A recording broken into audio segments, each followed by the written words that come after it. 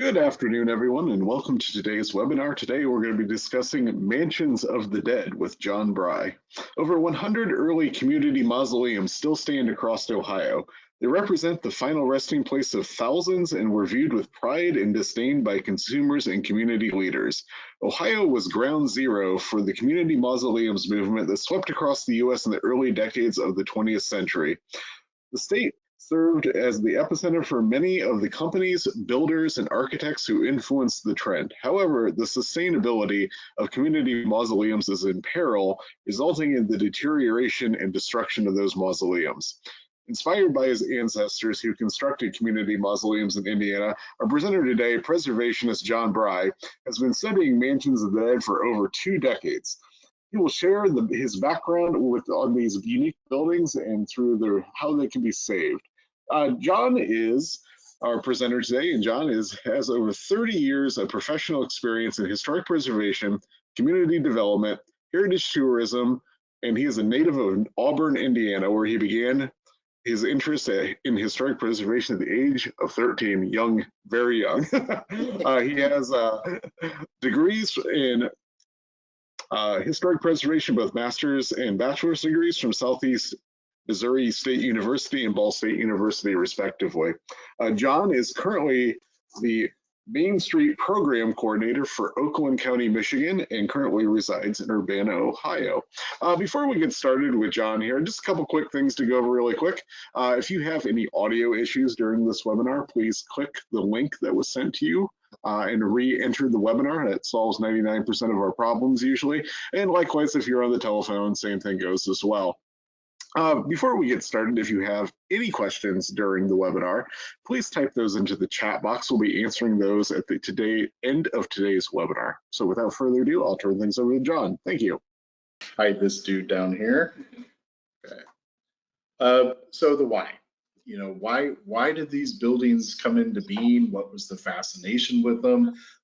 What was the inspiration behind them? So I call it the golden era of community mausoleums, starting from 1907, which is really the starting point, to 1939. And of course, things stopped or slowed during the Great Depression, and of course, with the U.S. getting involved in World War II, so they pretty much eased up or stopped during the construction during those two big moments, and then came back after that time, but in sort of a different way. So they were typically considered affordable within the grasp of every socio and economic group in the U.S. The thoughts behind death and burial and body preservation were on the thoughts and minds of a lot of Americans at this time. Particularly, people really liked the idea of their body potentially being preserved. There was a lot of negative connotations towards traditional ground burial that people didn't like, that was kind of accumulating in the American psyche for many decades and centuries about the old graveyards and how they were kept and body decomposition. This was also a time in Ohio and around the country of an age of invention. And if you think about some of the things that were starting to happen in the country around this time, the telephone was relatively new, the beginning of the automobile becoming more common, aerospace with airplanes, communication, transportation, technology was all changing fairly rapidly in this time period and leading up to this. So the mausoleums were falling into that category of being sort of this advanced type of thinking, even though it was a very old concept. There were advances in building technology, and the community mausoleums really embraced that, particularly with the use of concrete in construction, which was both a good and bad thing that they learned from not too long into the process of community mausoleums kind of coming onto the scene. But there were all these changes in building technology that were happening across the country, and the community mausoleum movement took notice of that and utilized that in their construction. Mausoleums were in the national spotlight. You can see the photo up there with the crowd. That's the McKinley Mausoleum. Very popular president, the national dialogue with his assassination. And the construction of the mausoleum was constantly put in the public eye, and the opening of the mausoleum was also national world news. And so the population was seeing this construction of the mausoleum and the McKinley Mausoleum, and they were fascinated by that. And not too long after that, there was also another very famous assassinated president that the construction began on essentially what is his mausoleum too, and that's Abraham Lincoln in Illinois, because he was moved from his sort of temporary, long-term temporary burial location in Springfield to the permanent Lincoln Memorial / mausoleum that we see today. So the American public was being fascinated and bombarded with these large-scale singular mausoleum projects for popular U.S. presidents, and so that was of interest to them. And after all, the marketing campaigns that started to come out for the community mausoleums was, it's the better way. And what they often were saying was, hey, the mausoleums are more advanced, and it's, a tried and true ancient methodology for burials that go back to kings and pharaohs and centuries, and your body's going to be preserved, and it's better than this dirt and these graveyards that are crowded and unkept in this majestic building that even the presidents are now being interred in. And hey, that you don't have to have a lot of money to have one of these grand structures to be interred in, because it's a community mausoleum and it's within the affordability for everyone.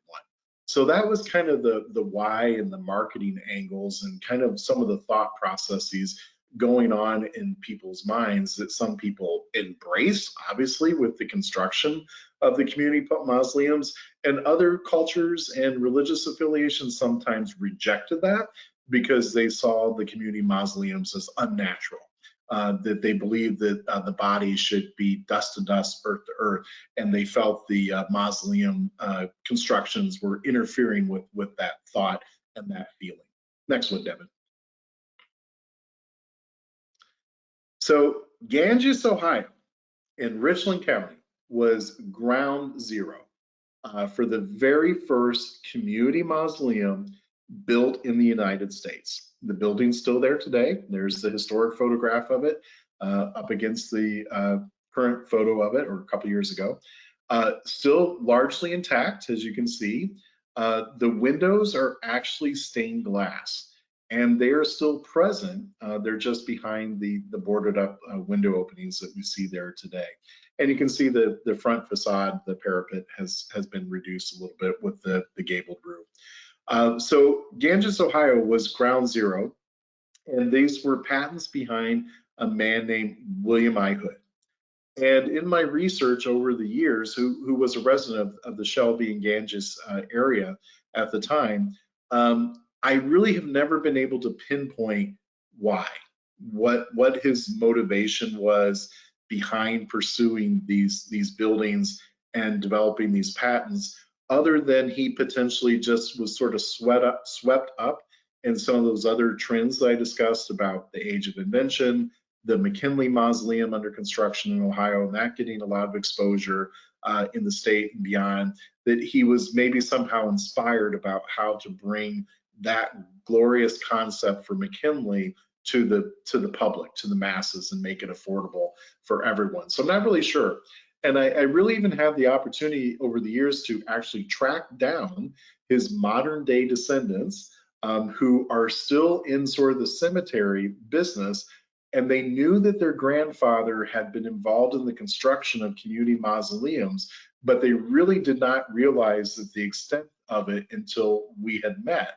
And sadly, William I. Hood eventually moved over towards Illinois and Indiana, because the National Mausoleum Company that he formed originally started out in Shelby, just up the road from Ganges, and it stayed there for a couple of years, but within a couple of years, it moved to Chicago, and that became their national headquarters. And so William Hood was typically traveling all over the country, touting the community mausoleums and selling his patents, because the idea was that he wanted you to buy the patent. He wanted investors to come together. In many cases, they were a group of local investors who decided, yes, we want to build one of these community mausoleums in our community, and we're going to buy the William Hood patent to give us the authority to do that because he's developed the technology. And so people bought the patents, and then they would build the building based on the plans and the schematics that he was providing. It was somewhat of a cookie cutter operation that people kind of chose the various design plans of the early community mausoleums, most of which were made out of concrete block, tile roofs, had sort of that center opening, had some stained glass windows, had a lot of natural light and ventilation. And in some cases, they had another entrance off the back end of the building, and they were literally meant to be like a drive-through. The hearse could literally pull into the building with the casket of the deceased and literally have the funeral inside the mausoleum, which was another selling point because that center aisle doubled as a chapel. And that's how they promoted it. And then the hearse could actually leave the back side of the building. So literally a drive-through concept. The Ganges Mausoleum actually has that feature. It's a little wonky in terms of the size of the two openings, but that was kind of the intent that he started out with there.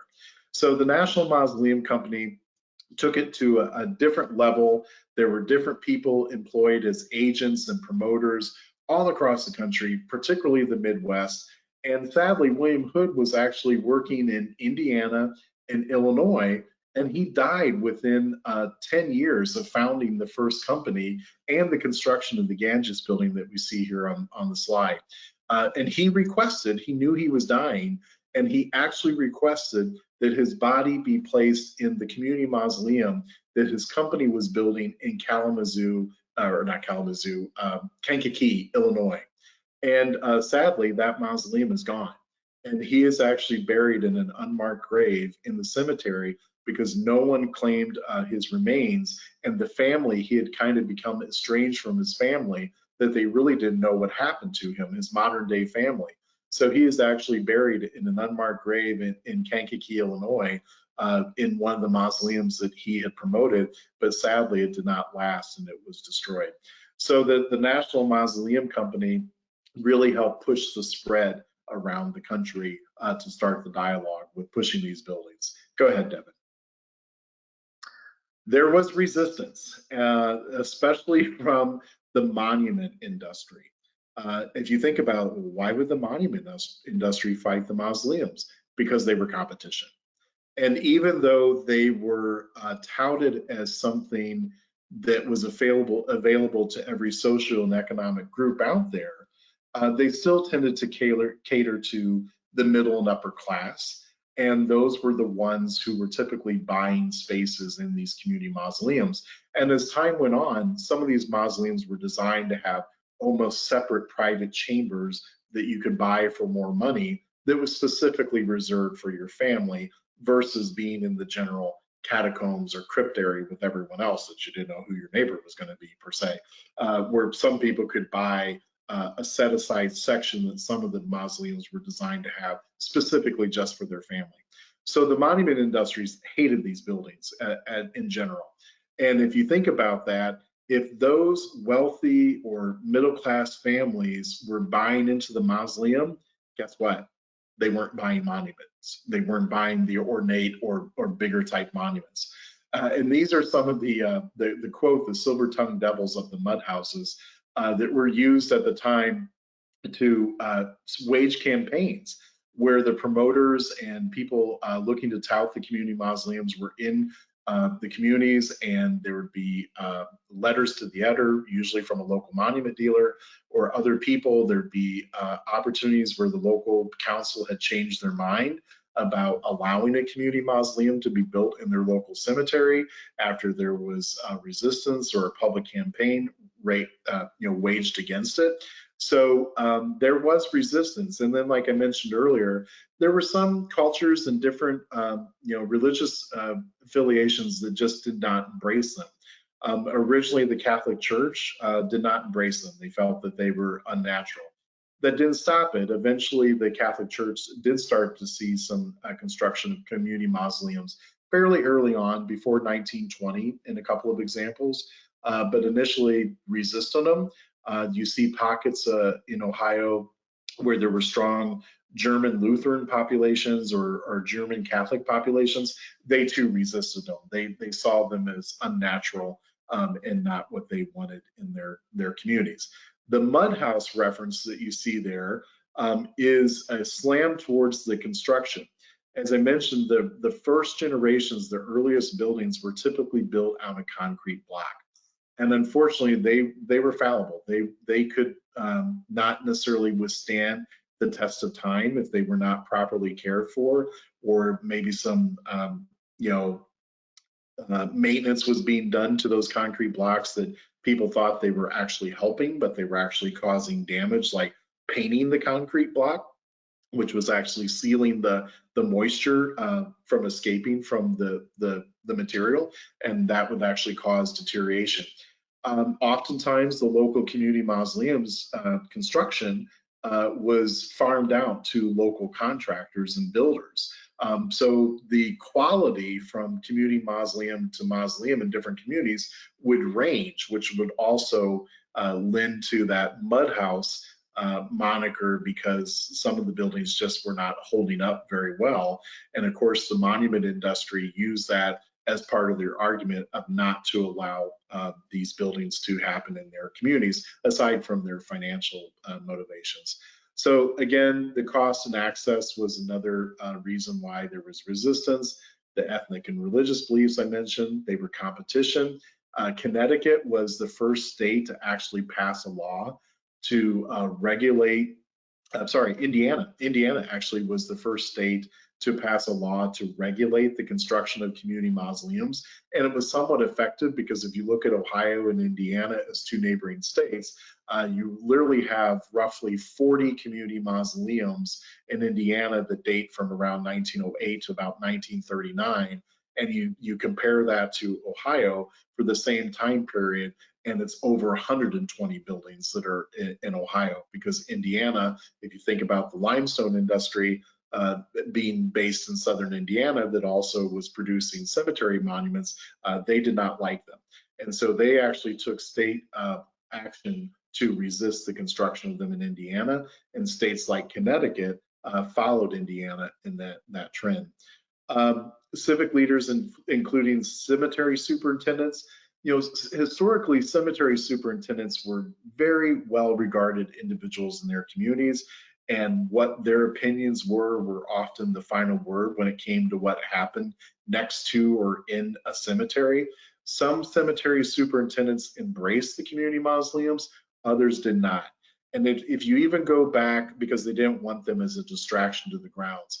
And if you go back to a time when there were family mausoleums being proposed and built in cemeteries that we see today, there were even historically cemeteries in the 19th century that regulated in their laws that they were discouraging lot owners from even putting up family mausoleums in their cemeteries because of various reasons. They thought they were a distraction, they thought they would be a maintenance issue, they thought they were a detractor from the grounds and the beauty. So there were various reasons. So cemetery superintendents often could put some sway onto the local conversation of whether a community eventually got a community mausoleum or did not. The tombstone men, those were the monument dealers, the Monument Association. I find it very ironic that my family owned a monument company and they were actually involved in the construction of community mausoleums, and in some cases they are actually interred in the mausoleum. So I guess that didn't always hold up, but the vast majority of the monument company or the tombstone men did not like them. There were long-term sustainability and durability issues, like I mentioned with some of the construction pieces. There was also a sustainability issue as an organization, because these were essentially set up, as you think about it, almost like a homeowners association. So people bought into these mausoleums, and the idea was that the money of buying into the mausoleum paid for the construction of the building, and then there was enough money to pay for the ongoing maintenance, and ideally that the families who bought, or the individuals who bought into the mausoleum, continue to pay into some type of maintenance fund. It doesn't hold up. a lot of cemeteries face as well, because families die away, they move on, people forget they even have a connection to the mausoleum. There's no hard rule that said that you had to put money into the fund. So even though these buildings are typically very well built, they still need maintenance, and the business model of sustaining them just does not always hold up. And like I mentioned early on, that Indiana and Connecticut fought back in 1913. Go ahead, Devin.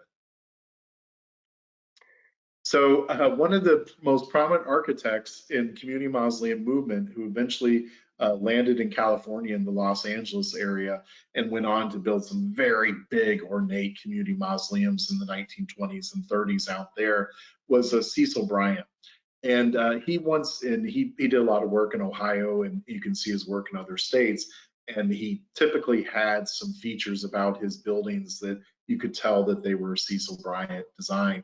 His family actually owns a cemetery in California yet today, his descendants, and he is actually entombed in the big community mausoleum that's the focal point of that cemetery that he designed.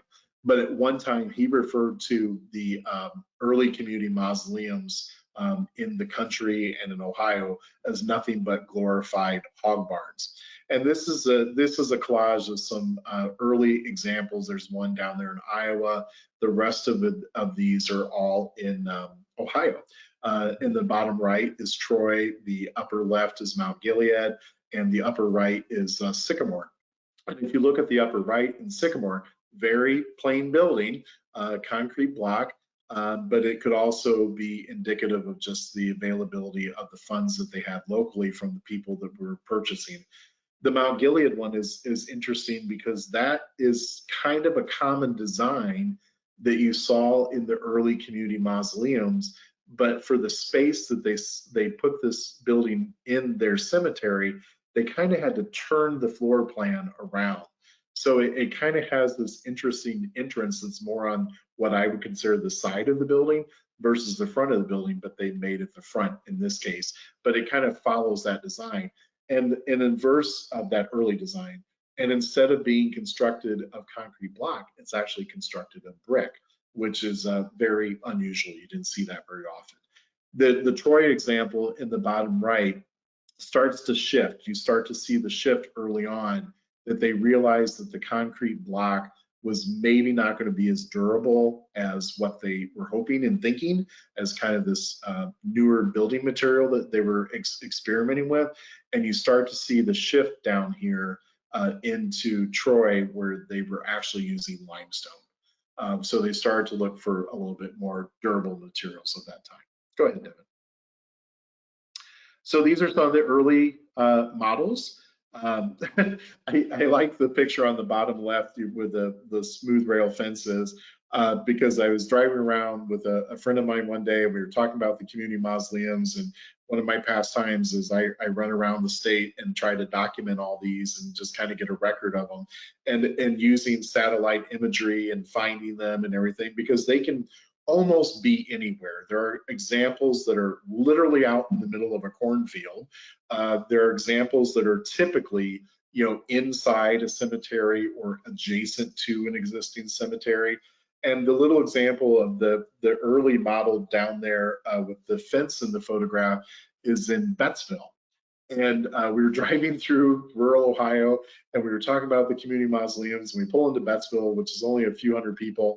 And he asked me, he goes, so where do these buildings show up? And I said, oh, they're typically in small towns. They can be in big cities. They tend to be railroad communities that were built by the communities became what they are because the railroad came through, or they were farming epicenters, county seats. I said, really, they can be anywhere. And we literally had pulled up to the stoplight in the main intersection of this town. And I looked up, like, oh my God, right there. So there's their old town cemetery was setting so close into the heart of the community. And right there was this, in my opinion, cute little community mausoleum that's perfectly intact. And just a great example, but it also just showed that these mausoleums were really available to a wide range of the population, including very small communities. The photo above that with the blue sky That is in Covington, near Piqua. The one on the upper right is in Louisville, and sadly in very bad shape. And again, this is where the sustainability of the business model does not follow through, because typically these mausoleums were often built as islands within the cemetery. The promoters came in, they bought the space from the cemetery, and so it was almost like this little island that the people who bought into the mausoleum created their own association. So they were responsible for that building. And you see that with this case, that everyone's kind of pointing the finger saying, well, it's not my responsibility. It's not our responsibility. It's the association. And there's really no association anymore. So it sits there deteriorating. And the last one that, on the bottom right is the photograph from Attica. Very good shape, and that was the historic postcard that we saw at the beginning. Go ahead, Devin. There are twins, all across the country. There were other mausoleum companies that came out of Ohio, like the American Mausoleum Company, the Ohio Mausoleum Company, that sometimes went by the Buckeye Mausoleum Company name. So everyone kind of started to get on this, and everyone thought that they could create a successful model. And as these models went on, particularly in the 19-teens, 1920s, the exterior started to shift to granite. And that's what these examples are. But these are two different mausoleums, one in Ohio, one in Indiana. And they are the same model. And the same company was traveling to different communities and states and promoting building a mausoleum there. Go ahead, David. Another twin on the right is Shelby, Ohio. This is believed to be the second oldest community mausoleum in the state, just listed to the National Register of Historic Places recently. Chris Yenser-Drain done an amazing job trying to protect this building. It's still very much in peril. I'm not sure what's going to happen here. And on the left is a sister building that's been painted, which is not necessarily a good thing. But on the left is a sister to Shelby that is actually in Illinois. You can see they're virtually the same building. So William Hood was out there promoting in Illinois, and they used the same model out there as what you see in Shelby. Go ahead. Just another example. This is this example that's kind of the Egyptian revival style of architecture, very connected to mortuary symbolism and cemeteries. So this is two examples. I think one is in Newark and one is in maybe Girard. And but you can see virtually the same model, which tells me the same company produced this structure. Go ahead. So the architects, these are a couple of the names of community architect or the community mausoleum architects. On the upper left is Cecil Bryan that I just talked about. He was the one who called the early versions of them glorified hog barns. On the bottom right is Sidney Lovell. Sidney Lovell and Cecil Bryan went on to do some very glamorous, ornate, neoclassical, mission style, Gothic style community mausoleums that tended to be in larger cities, and definitely really catered to that middle and upper class because of the opulence. They often had restrooms, and they had heating and cooling, and they had lighting, and they had all kinds of features that really, elevators, things like that, that really made them ornate and really catered to that upper class market. On the bottom left is a map of some of the mausoleums that Sidney Lovell and his son designed, and actually there should be one there on Indiana because he did do the one in South Bend. The mausoleum on the upper right is in Columbus, Greenlawn Abbey, that they've done a wonderful job of preserving and bringing back, and has really made a community focal point, which is key. That as these mausoleums go forward in time, they have to find their historic and cultural value to the community now, because there may be no one left that has a personal tie to the mausoleum through their ancestors, or they don't have memory of it. And so we have to figure out ways to make these buildings a community resource. And a lot of times that's difficult to do, because when you're talking about cemeteries and mausoleums, you kind of get the ick factor. People don't want to think about it. Death and ick, I don't want to think about that. It's morbid, it's dark. And every community is different about what they would find acceptable or not acceptable. To bring these communities back into the fold, being a source of civic pride that they truly once were. And that's what they've done with Green Lawn Abbey over the years. Is they have everything from, they're looking at doing community gardens to bicycle tours that start at the mausoleum, a garage sale that has taken place at the mausoleum to raise money, movie nights on the front lawn because they have a lot of space, land around the mausoleum, and have literally brought this mausoleum, for lack of a better term, back from the dead. But they literally followed a sort of a formula that I've developed over the years when you're thinking about historic cemeteries, historic community mausoleums, of thinking about a multi-pronged approach of money, management, maintenance, master plan, and marketing. And thinking about those things and incrementally bringing that space back into a positive position, because there's not necessarily anyone going to be around that says, hey, my great-great-grandfather built that building and is interred there, I'm going to help.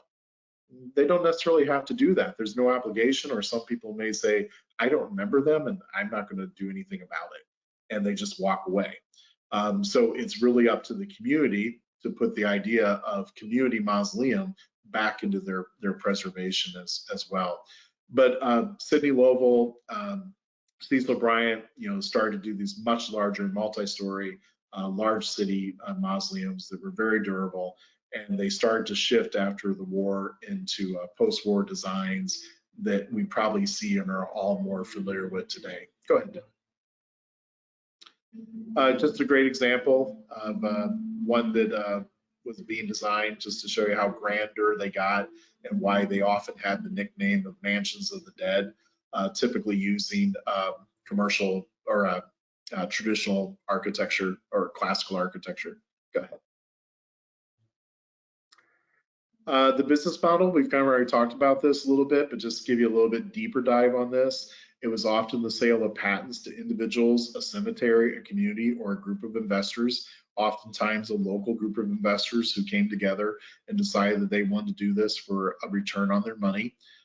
There were the mausoleum companies that sometimes were the sole holders of the patent or the sole money makers on the project, but they eventually walked away. Once the building was constructed, they essentially turned it over to the crypt owners to maintain the future of the property.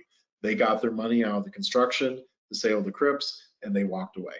And it was up to the community to maintain it. Sometimes there were investment groups or actually construction companies that also represented some of these folks that would sell the mausoleums or seek to construct them. The promoters often came to town to an area, and just like anything in real estate, it's location, location, location. And they often wanted these mausoleums typically to be either adjacent to an existing cemetery, because they knew they were going to get attention there, or they would build them as a focal point within an existing cemetery. And in some cases, like Green Lawn Abbey, that was built outside the main cemetery, mainly because the main cemetery wouldn't let it be built inside. Excuse me. They were considered focal points to the cemeteries.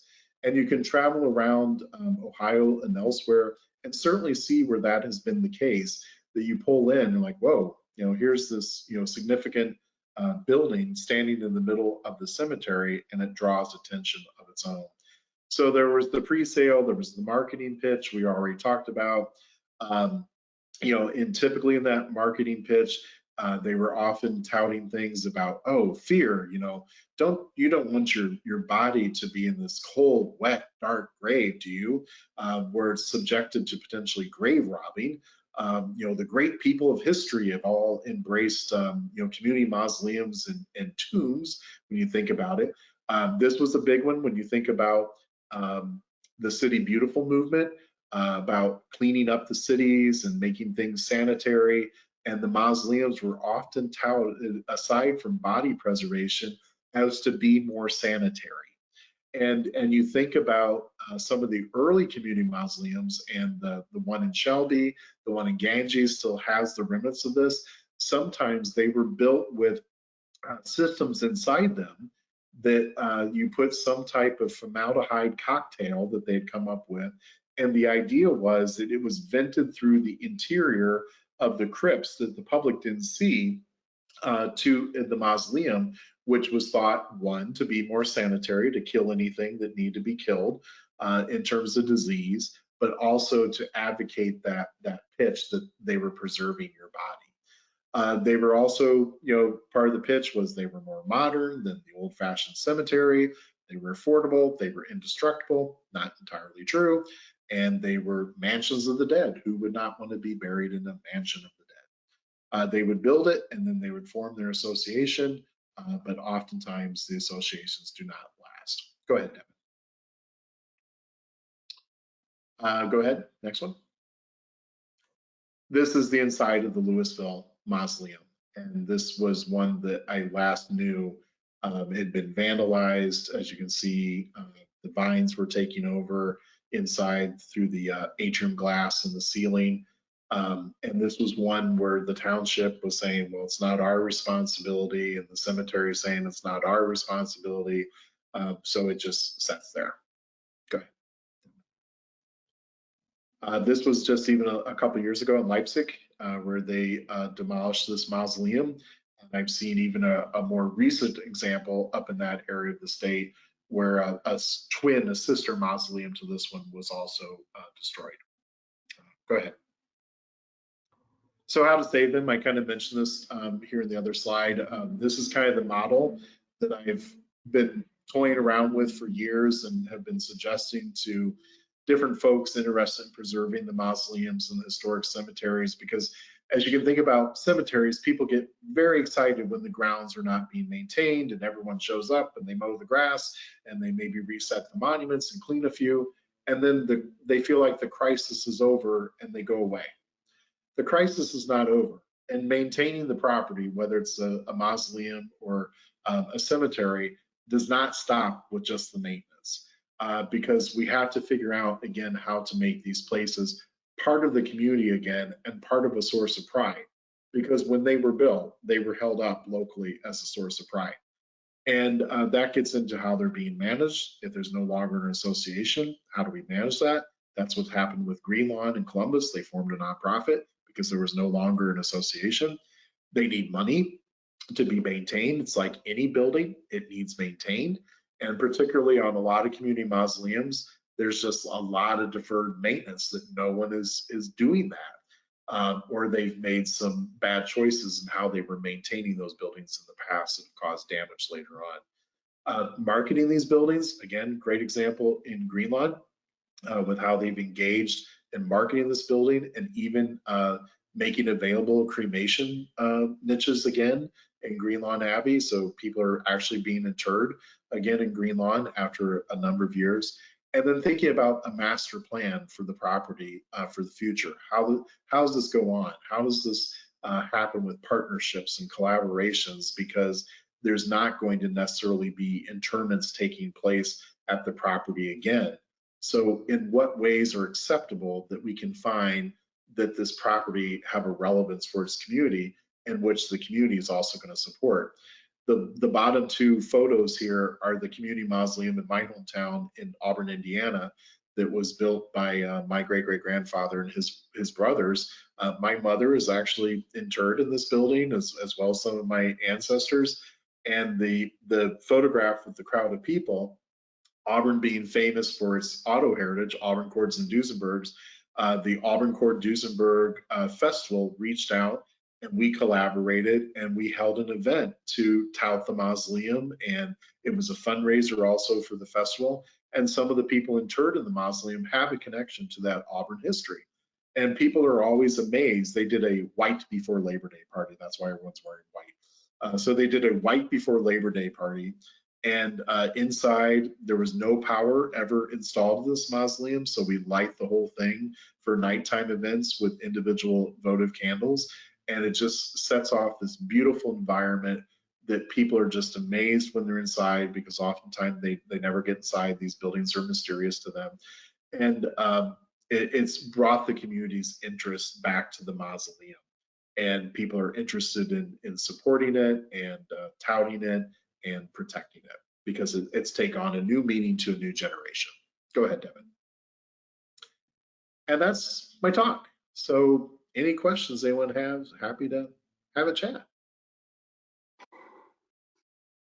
Thank you, John. And yes, if you have any questions, let's type those into the chat box now. We'll get those answered just in a few moments. But first, before we get going, I'm going to short commercial break here for everyone. First, we'd like to thank the Ohio Department of Development and the Ohio Arts Council. They make these webinars possible through their funding to us. Also, we have a few upcoming events coming up. On November 15th is our next webinar. It's going to be covering the Historic American Buildings Survey. HABS is its common name for everyone else. That'll be on November 15th. You can sign up on our website right now for that. Also coming up, we have one workshop and one event coming up.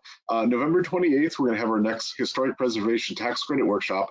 That is going to be in Piqua, and you can sign up on our website later today once I get that posted. And finally, on December 12th, our next Appalachian Heritage Luncheon, I believe it's the 11th of those, is going to be happening in Columbus. We'll be honoring several Appalachian businesses, organizations, and so forth for their dedication to Appalachian heritage. All right, let me open up the question box here and get going here. All right, first question here is kind of talk more about the preservation, John. Do you have any suggestions for people if they have one in their community where they can get started going down the path of beginning to preserve a mausoleum? Yeah, so it really starts with a local conversation and understanding where the building is currently in terms of who's maintaining it now, what's the ownership, is there a nonprofit organization, is there association, is it through the local city, is it the cemetery? Many times these buildings get absorbed by the local cemetery, which many times are often a unit of local government, but not always. So it's kind of starting with having those conversations with potential key stakeholders in the community that potentially have a direct vested interest in the building. It may be family members or descendants of people who are interred there. It may be the cemetery leadership. It may be the city administration council. And then I would say the next step is really starting to understand the building. What kind of condition is it in? Getting an idea of what type of repairs may be needed sooner than later. And then taking sort of those 5 points and developing a plan and strategy around that to start to win friends and influence people to bring them around the cause. I often point to the Green Lawn example to Columbus because years ago I remember having the conversations with the folks there as they were just getting started. And as I've watched over the years, they have kind of followed that methodology too, in terms of bringing people back to the mausoleum and engaging it as part of the community as they took on the restoration. So it's essentially developing a plan for the mausoleum, and not only from the physical needs, but also how to go forward. Is there an opportunity to add things like cremation niches, columbariums again? Is there land available around the property that can be utilized for events or functions? And again, every place is different about what they may find acceptable or not acceptable. So it's important to do your homework because you don't want to offend the community that may have loved ones in the mausoleum by maybe some of the activities or functions that take place that may meant to raise money for the property or to bring attention to it. The mausoleum in Auburn, in my hometown, one of the first things that we did, we had a moonlight at the mausoleum. It was this beautiful fall, food, dinner, all candlelight, as you can tell, because there's no power. We had a string quartet playing, and at the last minute, I decided to serve wine, and I thought, ooh, I hope this goes well. And this was really the first introduction that the community had to the mausoleum in a large mass in many, many years. And this was several years ago. And at the last minute, I had the wine as part of the food spread, and there wasn't a drop left at the end of the night. The mausoleum was packed all night, 300, 400 people. And probably the best test was the lady came up to me at the end. She goes, my father is in here. And if he was here right now, he would get up and join us because this is fantastic. This is how the mausoleum should be used. The people can come in and enjoy and visit with their family. That's her opinion and other opinions. And so that works in our case, but that may not be the case for everyone. So it's important to kind of start those conversations first with the people interested in the mausoleum and to go forward from that with first understanding the conditions assessment, and then at the same time starting to build sort of a business plan that looks at everything from the organization about how is this property going to be managed going forward, how do we raise money, how do we market it, how do we promote it, and what ways are acceptable. Does that make sense? Yes, thanks, John. And just a quick comment from our friends over at Prospectus. They're also recommending that you always talk to a historic preservation architect on these structures, just to come and visit and get a site assessment done on them, just so you can make sure you got all your ducks in the row before something catastrophic happens to these buildings. Yes, and I'll add to that on the Shelby Mausoleum.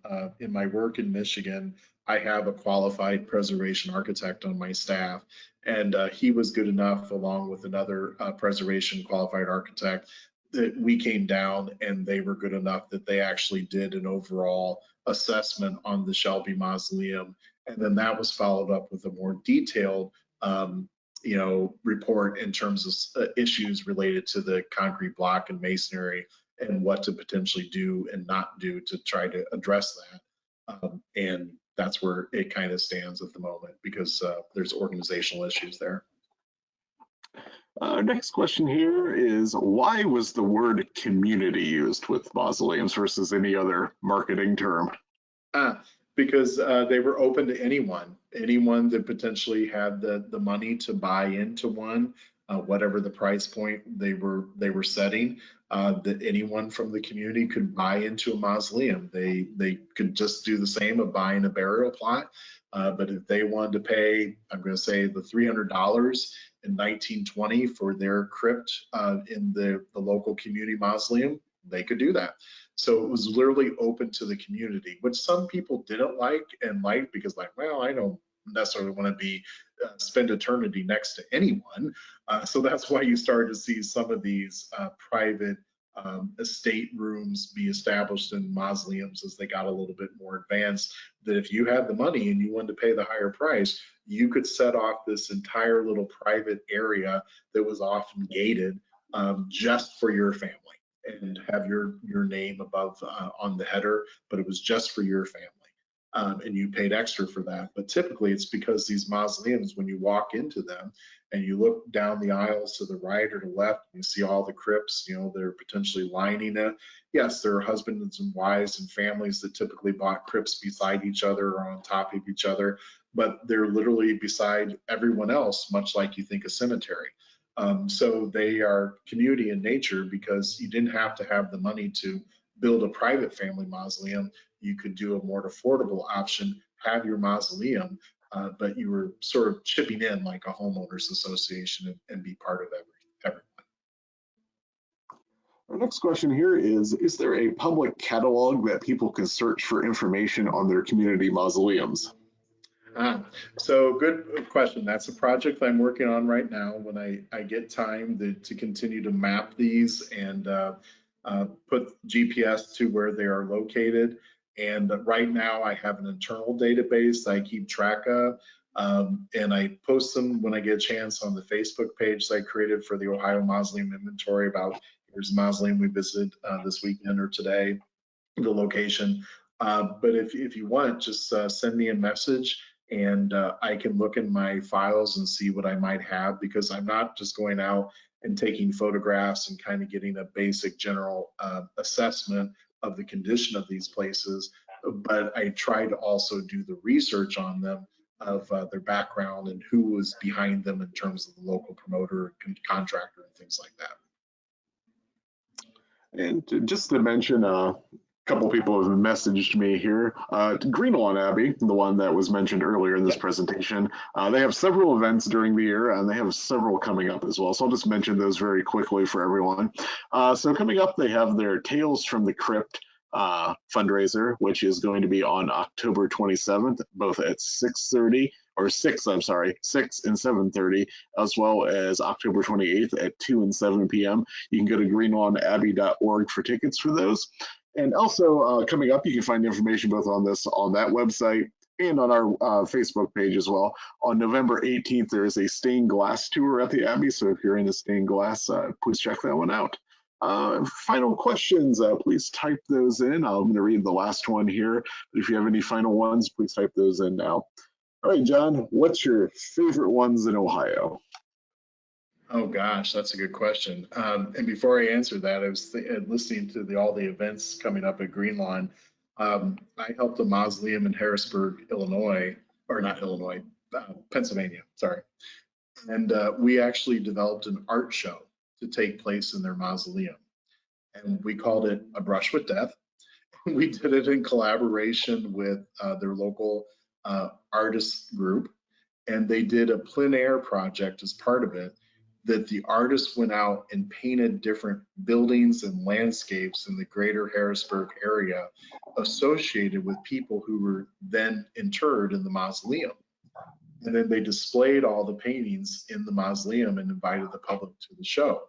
And they said it was one of the most successful art shows they'd ever had. And it was really cool tie of buildings and places, historic places that they see every day, and made that connection to the people that are now in the mausoleum. Favorite ones in Ohio? Oh gosh, that's a tough. I really like the Bettsville one that I mentioned that was just like popped out of nowhere as I was driving down the road. I really like that one. It's a little bit unusual design than what you typically see.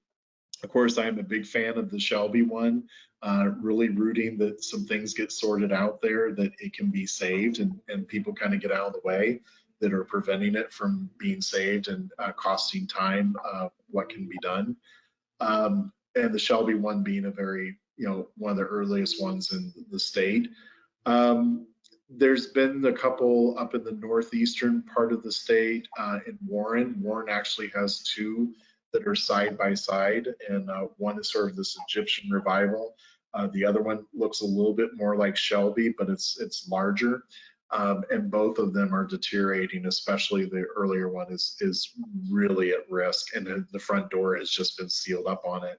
But there's something about that design of that mausoleum that really appeals to me. And the one next door that was built around 1920 really has a great Egyptian revival design about it that really speaks to me too. So I'd say kind of those three really jump out at me as some of my favorites. So a little tiny one in Bettsville to the Shelby one up to the ones in Warren.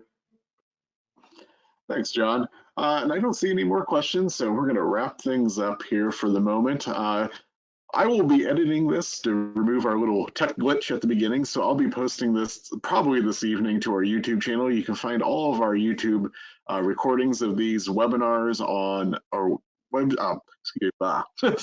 our YouTube channel. So you can visit that. I'll include a link to that as well in the follow-up email. And finally, we'd like to thank John Bry once again for doing this webinar and for presenting at our conference just a couple days ago as well. Thanks again, John. We really appreciate it. And do you have any final words before we go? Nope, I guess the final words right there on the screen. I'll share the story there. That was the promoter who was trying to build a mausoleum in Marysville, and it was back and forth, and he basically just threw up his hands and he took out this big ad and saying his final word to the people of Marysville, which still does not have a community mausoleum today and never got one, was mausoleum. So my final word of the day is mausoleum. Thanks, John. Thank you, everyone, for attending today. We'll see you at our next webinar. Thank you.